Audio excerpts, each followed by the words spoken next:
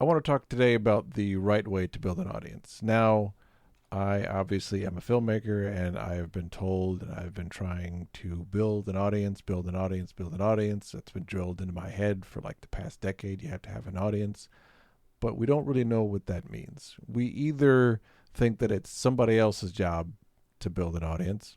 When Sinners came out, a lot of people were talking about how Ryan Coogler does not have social media. He's not on social media, he's not active on it. And that's great, but we're forgetting one key factor is that Ryan Coogler makes movies for Warner Brothers. He doesn't have social media. He has Warner Brothers. That is an entire marketing and PR operation that can just rally behind him and get whatever he makes out there. And if you also notice, Ryan Coogler has been more present in more interviews than in each and every successive movie. So that's his social media, just doing interviews. We don't have an entire marketing team and PR team behind us. At least I don't. So we have to use every single avenue possible. So don't look at filmmakers who are famous and what they do. Think about where you're at and what you have to do. And what I have to do right now is talk into this camera and tell all you fine folks about what is the right way to build an audience. Now, for a long time, audience has been associated with followers and numbers. We think we have to get up to a certain amount of numbers in order to have an audience, and that those numbers are going to translate into people who support our work, pay for our movies to watch them, or anything else that we want them to do. But that is becoming less and less the case because people are chasing the viral moment and they're just chasing numbers and followers, and people can kind of sense that. Your audience can really sense it when you're just trying to extract something from them. You're not building a relationship.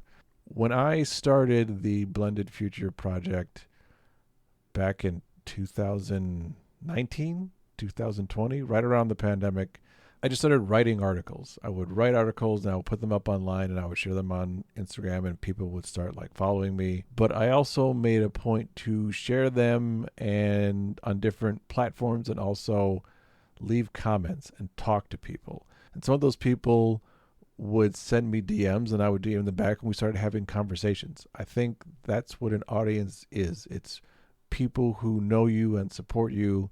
And one of the ways to do that is to start actually having conversations with people. I know social media is overwhelming a lot, and a lot of times we just want to like post and leave because we don't want to get like sucked into whatever toxicity on the platform is. I post a lot on LinkedIn, and outside of the people that I know, a lot of my feed is like people sharing generative AI videos and talking about this means that creativity is now like over, and if you don't learn AI then you're going to be left behind, which is to me complete and utter nonsense, but that's a topic for another video. I think we have to take every opportunity that we can, especially when we're like starting small, to just try and make a connection with somebody who has either like followed you or commented on something. Like hit them up and be like, hey, see what you're doing. It looks fantastic. What else are you working on? Like make a connection with people. The platforms that we share our work on have just become these ways to extract resources from people.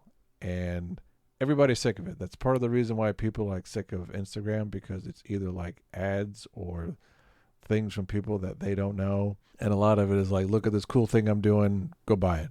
A lot of people have money. I know I'm struggling a little bit to make ends meet right now. I'm getting by, but it ain't easy. And just seeing a whole feed of give me is not something that we all signed up for. So give your audience like something that's free, that's useful, and talk to them, communicate with them, ask them how they're doing, ask them what they need help with. Send somebody a DM that's not, hey, I can offer you this thing. Send somebody a DM to be like, hey, how are you doing today? What's going on in your life? What are you working on? What can I help with? Do you want to talk further? Do you want to like connect somehow?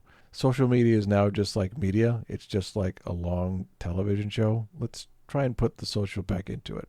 And the next step from that is finding ways to build deeper connections with people. When I would post those articles, sometimes I would get messages and then I would do a little bit of research on the person who was messaging me or someone who connected with me just so I could learn more about them. And maybe there's like an opportunity for us to do something together. And some of those people have become pretty good friends. There are people who I talk to now, and I just met up with somebody who I originally met because she was active posting online. And we connected and we did like an online event together, and we just like stayed in touch, and we even worked on a couple of things together, and we met up and, had coffee and like talked about life. And those are the relationships that I will value going forwards. Now, obviously we can't do this with like every single person, but the fact that we are taking that step and doing it and being out there and just reiterating the fact that like, hey, we're human and we're like here to serve and we're here to connect with people, I think that goes a very, very long way. Another example is my executive producer for Concrete River. His name is Chris Hall. He is somebody who I work with like briefly over a summer period. And when I was making this short film called Breakaway, which you could see on the Blended Future YouTube channel, I was just posting about this script that I was writing and what it was about and why it was important to me and the whole like mission behind what it is that I do. He reached out to me and was like, hey, I'm interested in this movie. Like, do you need help with it? He ended up shooting it, and we've been like friends ever since and have worked on a bunch of projects. And that is, I think, the right way to start like building an audience and building a network. Because truth be told, most of your followers aren't really going to do much. Even if you have a bunch of them, I think it's like 1% of your following will actually go and click something that you have a link for. If you just like post here, do this thing. So that means out of like 1,000 people, maybe like 10 of them are going to do something. So, or like 1 to 10. Those aren't great odds. So chasing the numbers game, not as fruitful as chasing the connections game, which is actually doing a little bit of work on who are the people that you follow and can you learn about them and can you reach out to them and talk to them and just connect with them. Connecting with people is how you build an audience, because that's why we make movies. That's why we create in the first place, because we want to connect with people. I mean, the first ways of communication were through cave paintings and stories. Stories are the ways that we understand the world and build empathy, and making films is just a supercharged way of building empathy in people. And we have to show that empathy to the people who are watching the work that we make. So I would like for everyone to take a look at the people who follow you beyond like your friends and your family. You already know those people. You can feel free to reach out to your friends and your family. You have to talk to them in a little while, hit them up. But people who have just followed you out of the blue, do research a little bit on them first, see what they're up to, and be like, hey, I saw that you did that thing, and that was pretty cool. Can I learn more about that? What else are you doing? It's like a party. Go try to make friends. You're not going to hang out with everybody you meet at the party, but, you can have a good conversation about it. And then people will remember you, and maybe they'll like share what you're doing with somebody else. Because like, hey, this person who like hit me up, who I like their Instagram, like they're doing this really cool project, and I think like you should go check it out. That's how we do this. That's how we build an actual audience of people who actually support the work that we do. Do that through like commenting on people's posts. Maybe don't like DM them out of the blue first. Maybe just like comment on some posts a little bit and then message them. Let's try connecting with people in a way where it's mutually beneficial, in a way where we're supporting each other and not just trying to like extract either like money or time away from them. People don't like it. I know I don't like it. That's why I don't go on Instagram a whole lot, even though, I'm on there a little bit. Because speaking as a freelancer, jobs come and go, but an audience that you have, not just numbers, but like people that you know, people who like read your stuff, people who you've connected with, that's going to be the way that you like weather the storms of being a freelance anything, or if you're starting a business. Just having people who you can like reach out to, it just goes a long way and it helps a whole lot. Let's build audience the right way.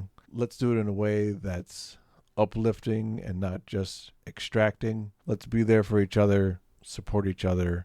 That will help our films and our art go further than we expected. I wrote about this in detail on my Substack.